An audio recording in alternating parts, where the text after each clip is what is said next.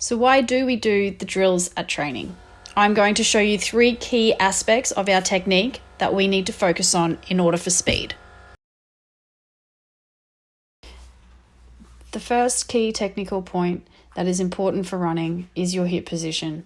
If you do not have your hips in the correct position, you are not engaging the correct muscle groups.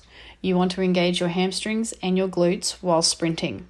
If your hips are in a slight posterior or over-anterior tilt, you are more likely to cause an injury and not engage the correct powerful muscle groups. In order to attain the correct hip position, you can think tighten tummy, you could think hips up, tuck under, or even stand tall. You want to attain the correct position, which looks like the woman in the first picture. She has a slight anterior tilt. You can see that the purpley blue line is of a slight angle. The second image of her, there is quite a pronounced posterior tilt, which means there's quite an arch in her back. That is not the position we are aiming for.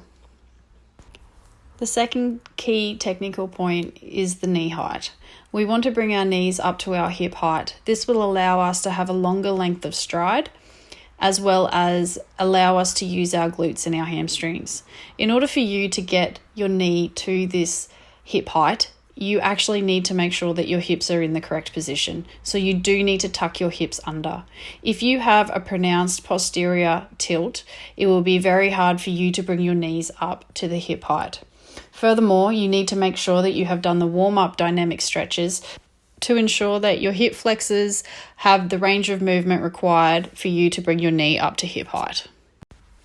Your third key technical point is dorsiflexion. You're thinking about your ankle. You want your foot to strike the ground flat. You want to be striking on the ball of your foot. You do not strike the ground with your heel, and you do not strike the ground with your toes. This image shows the difference between plantar flexion and dorsiflexion. It looks like your toes are up. Basically, it feels like your toes are up, but you are not striking the ground with your heel or your toes. You are striking the ground with the ball of your foot. With a controlled foot strike, so if your foot is in the dorsiflex position, you reduce the collapsing in your joints, which allows you to engage your primary muscle groups and to reduce injury, and it will make you faster.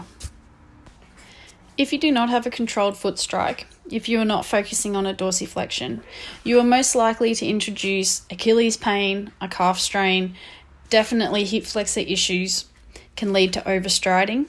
It will definitely lead to poor core control, and you will not engage your glutes and your hamstrings as the primary muscle groups. It is very important to think about dorsiflexion, hip position, as well as knee height when completing your drills at running training.